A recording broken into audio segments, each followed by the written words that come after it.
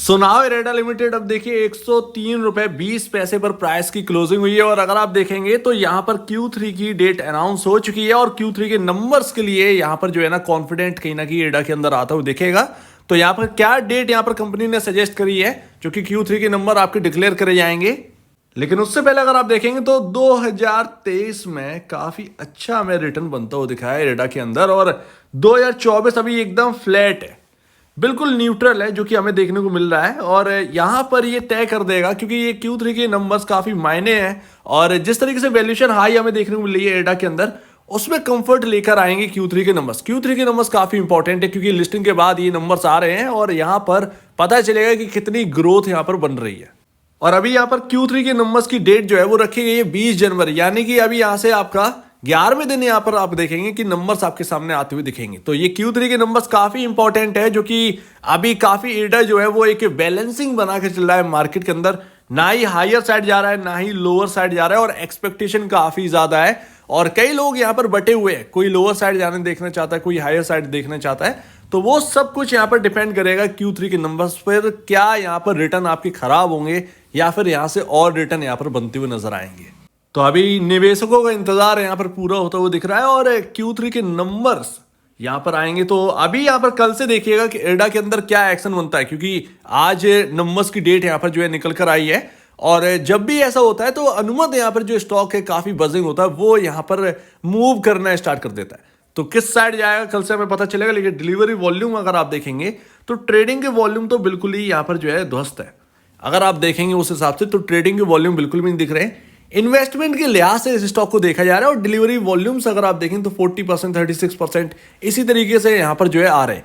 अब ये Q3 के नंबर्स की डेट डिक्लेयर कर दी गई है तो कहीं ना कहीं यहाँ पर एक्शन बनता हुआ नजर आएगा। कुछ लोग यहाँ पर जरूर पोजीशन बनाते हुए नजर आएंगे, अभी नहीं लेकिन यहाँ पर 5 दिन बाद से ही, नंबर्स के डिक्लेयर होने से 5 दिन पहले आप मान के चल सकते हैं कि यहाँ पर पोजीशनिंग जो है एडा के अंदर वो स्टार्ट हो जाएगी। और देखिए अभी ना Q3 के नंबर्स ऑलरेडी यहाँ पर हम कह सकते हैं कि ये नंबर डेफिनेटली अच्छे आने वाले हैं और जो कि यहाँ पर अभी आपको वैल्यूएशन कंफर्ट नहीं मिल रहा है, तो ये Q3 के नंबर्स सिर्फ और सिर्फ वैल्यूएशन कंफर्ट लाने के लिए आप देखिएगा। यहाँ पर वैल्यूएशन कंफर्ट बहुत ही इंपॉर्टेंट है। ये Q3 के नंबर बस इसीलिए मायने रखे जा रहे हैं काफी ज्यादा क्योंकि यहाँ पर निवेशकों को जो वैल्यूएशन कंफर्ट यहाँ पर नहीं मिल रही है और हायर साइड वैल्यूएशन दिख रही है और स्टॉक यहाँ पर आईपीओ के बाद 4 गुना हो गया है। ये सब बातें सब कुछ दब जाएंगी Q3 के नंबर्स के बाद। तो 32.11 का पी रेशियो चल रहा है और यहाँ पर अर्निंग पर शेयर अगर यहाँ पर अच्छा खासा उछाल हमें दिखा तो ये डेफिनेटली ये 32 का पी रेशियो आपको डाउन जाते हुए दिखेगा नंबर्स के टाइम। तो ये एक अच्छी बात है, बहुत ही अच्छी बात है यहाँ पर। और यहाँ पर इसके साथ साथ यहाँ पर बुक वैल्यू भी देखिएगा, बुक वैल्यू भी इंक्रीज होगी। तो बुक वैल्यू में भी यहाँ पर जो है कंफर्ट आएगा, ये तो अच्छी बात है ही।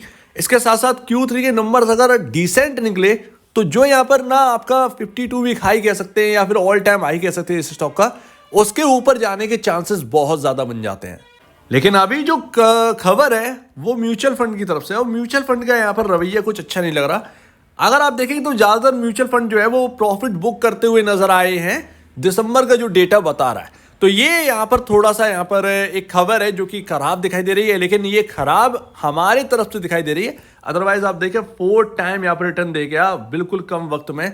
तो ऐसे में जो म्यूचुअल फंड है वो अपना पैसा हायर साइड क्यों रखेंगे, तो उनको भी यहाँ पर बुक करने की जरूरत है। तो यहाँ पर प्रॉफिट बुकिंग दिखाई दी है और ये सिर्फ 3 स्कीम्स नहीं है, ये एक पूरी लंबी लिस्ट है जो कि मैं दिखा नहीं पा रहा हूं। लेकिन अगर आप लंबी लिस्ट को देखेंगे म्यूचुअल फंड की होल्डिंग को तो आप यहां पर समझ पाएंगे कि किस तरीके से यहां पर प्रॉफिट बुकिंग करी गई है।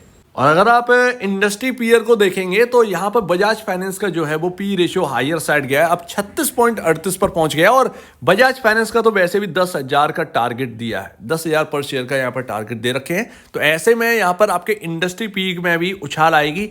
बजाज फाइनेंस चलेगा तो बाकी पीयर कंपैरिजन भी चलेंगे। इरेडा तो यहाँ पर चले ही है और इरेडा तो Q3 के नंबर्स के बाद ही यहाँ पर सब कुछ यहाँ पर तय होगा कि हायर साइड जाना है या फिर यहाँ से इधर ही रहना है या फिर लोअर साइड जाना है।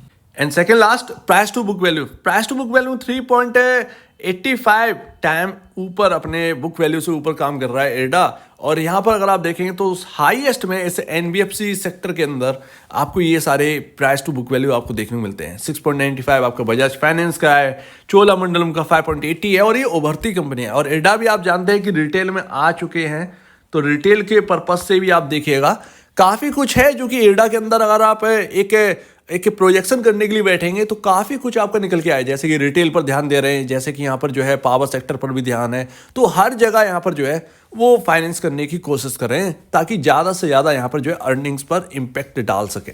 एंड लास्ट यहाँ पर देखिए सिनेरियो तो काफ़ी अच्छा लग रहा है। अब ये 1 डे कैंडलस्टिक चार्ट है आपके सामने और जैसा कि मैंने आपको बताया था कि ये लेवल नहीं निकल पा रहे, यानी कि 107 और 105.25 या 30 पैसे समथिंग जो कि यहाँ पर है इस जगह पर, सॉरी यहाँ पर डिलीट हो चुका है, सो दैट यहाँ पर जितना ध्यान है उतना मैं बता रहा हूँ। 105.25 और 107 रुपये, ये एक हर्डल है, आप कह सकते हैं ये हर्डल जोन भी है।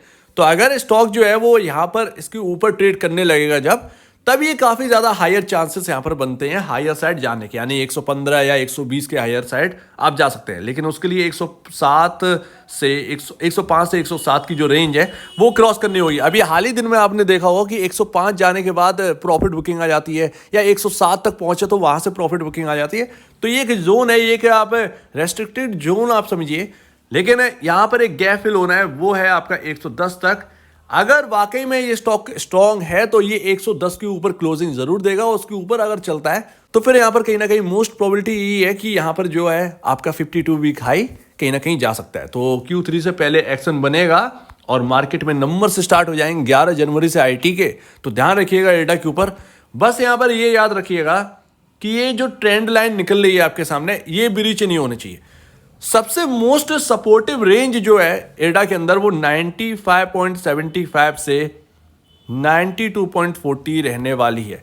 अगर ये स्टॉक 100 के नीचे जाएगा और अगर इस लेवल तक जाएगा तो कहीं ना कहीं यहाँ पर सपोर्ट मिलेगा। आसान नहीं है इस रेंज को तोड़ना, लेकिन अगर ये वाकई में ये टूट गए तब यहाँ पर वाकई में आप कह सकते हैं कि 10-15% की गिरावट आ गई। वास्तव में यहाँ से लगता है कि अगर ये लेवल टूट जाएंगे तब यहाँ पर वाकई में दिक्कत बढ़ती हुई दिखेगी। जब तक ये लेवल यहाँ पर है तब तक कोई प्रॉब्लम नहीं, और ये जो ट्रेंड लाइन है वो आपको बता भी रही है। तो यहाँ पर इन चीज़ों को यहाँ पर अपने चार्ट पर ड्रॉ कर लीजिए और उन पर स्टडी करिए, और आपके जो ब्रोकर हो या एडवाइजर हो उनसे ज़रूर सलाह लीजिए एडा के ऊपर कि आपको बाय करके रखना चाहिए या होल्ड करना चाहिए, और अपनी खुद की स्टडी करिए। अगर आपके एडवाइजर नहीं है या ब्रोकर से आप नहीं पूछ सकते, खुद की स्टडी काफ़ी इंपॉर्टेंट है। हमारा सुनना ही सिर्फ इंपॉर्टेंट नहीं है, बोलना ही इंपॉर्टेंट नहीं है, इस बात पर भी ध्यान रखिए। तो आपका क्या कहना है इसके ऊपर कमेंट सेक्शन में, और अब बीच में जाओ। वीडियो देखने के लिए बहुत धन्यवाद दोस्तों।